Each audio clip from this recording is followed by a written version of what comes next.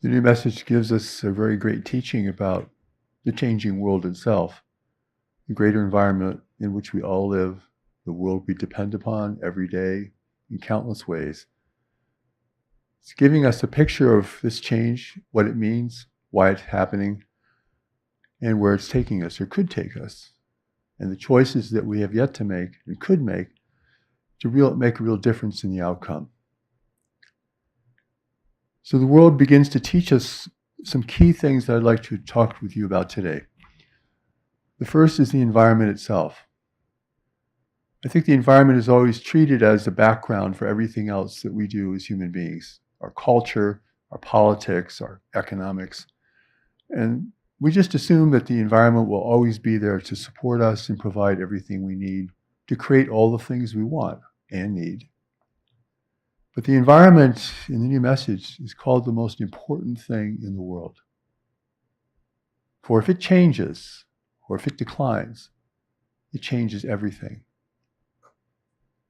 When I talk about the environment, I'm talking about our climate, the air we breathe, our soils, our water, our food, our resources, our forests, and even the diseases and the pestilence that threatens us.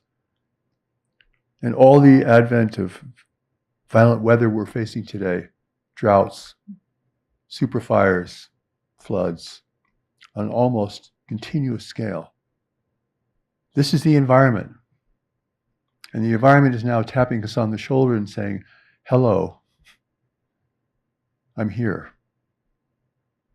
And we have to be here for that environment. This is not a political movement or a social movement. This is a changing world reality. If you change the environment, it changes everything. Every aspect of our life, all the things that we depend upon for our basic ability to live here, all the things that civilization requires to function and have stability and perpetuity. Our food, our water, our air, our energy, our opportunity, progress, all depends on the stability of that environment. And the new message talks about freedom, practical freedom, political freedom. This freedom is only possible in a stable environment. A stable environment that has the assurance of continual supply and support. On that platform, real individual freedom can be adopted and sustained.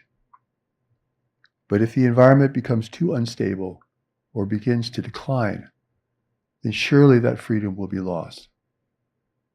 And now things will have to be directed and mandated for us, not by us. So when you think of freedom, your personal freedom, think about the environment that supports you and everyone. Political scenarios change, political leaders change, political drama changes, and all that can be very consuming, but it's really the environment that matters. And even war. The new message describes war as always a competition for resources, despite whatever political or religious aspirations or issues are at stake. It's always an attempt to gain more resources, or to compete for resources, or to gain someone else's resources. Resources, environment. In a new world reality, this is what really matters. Political theory, economic theory, it's all based on the stability of the environment and resources. The ground we stand upon is the air we breathe. It's our ability to function in every moment of life. If this environment becomes too destabilized, we're now facing a specter of war, the likes of which we have rarely seen in modern times at all. What the new message calls the wars of desperation, where nations are so depleted, they have to assault, attack, and displace the populations of nations around them that have the resources that they need. That's no longer trade, commerce, and agreement. It now becomes a desperate attempt at competition. We certainly want to avoid that. So humanity has changed the environment, the climate, which changes the environment. And it's changed the environment even at this moment in ways that we will not be able to control. We may have already passed the threshold of stabilizing the climate. I think we have. So here we are living in this momentous time of change at the most fundamental level. And yet, how many people see this and feel this and know this? It brings up this dilemma that the New Message proposes, which is the problem of change. The problem of change is big change, little reaction, little change, big reaction. That's the problem with change. People are not engaged with life. They're disconnected from nature. They've forgotten what it takes to survive in this world. They're now indulging in their own personal fantasies, personal realm of speculation, preoccupation, and addiction.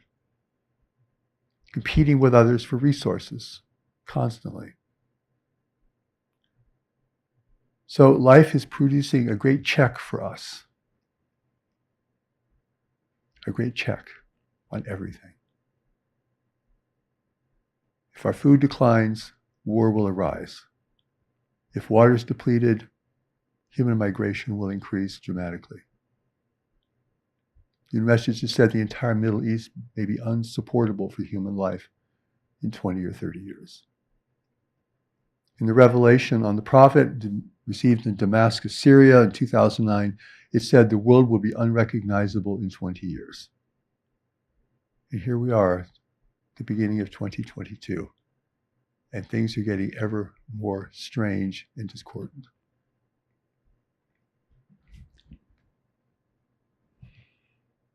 The New Message teaches that we're living in a declining world, a world of declining resources, growing population, drinking from a slowly shrinking well.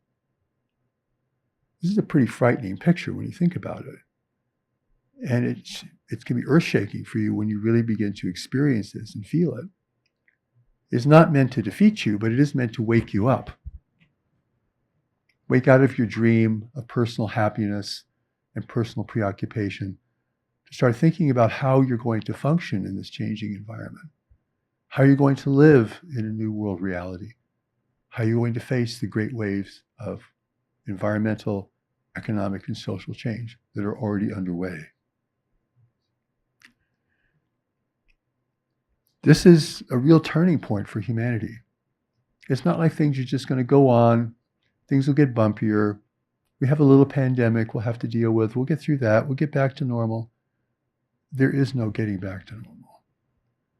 We're in the middle of a pandemic as a great wave of change, which it is, that alone will change the economies, the outlook, and the well-being, and even the lives of many, many people.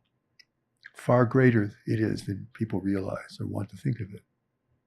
So who can face that? People want to hide behind conspiracy theories or call it a conspiracy or think it's just a passing phase or it's just a giant flu or it's being created, for the profit of certain companies. It's like people aren't facing reality, people. This is reality. What is reality? Well, I don't know if we can ultimately define that, but my working assumption is reality is everything is happening beyond your thoughts and beliefs. And if you're not paying attention to what's happening beyond your thoughts and your beliefs, then your life will become imperiled by those things that you're not paying attention to. Already the things that I've spoken of are in motion. It's not some future possibility. It's not some dire prediction for the future. The great waves of change are happening now, and they will get greater and greater as we proceed.